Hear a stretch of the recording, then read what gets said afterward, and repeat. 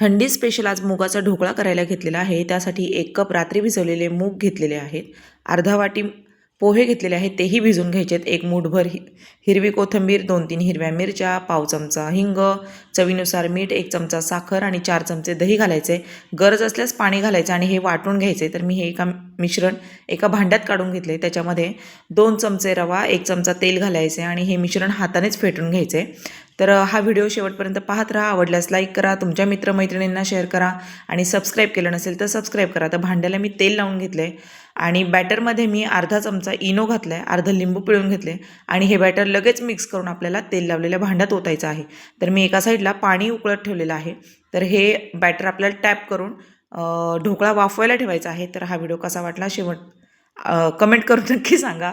आणि आपला ढोकळा तयार झालेला आहे. तर मी डेकोरेशन केलेलं नाही, तर आलोकला भूक लागली ते लगेच करून खायला घेतलेला आहे. व्हिडिओ पाहिल्याबद्दल धन्यवाद.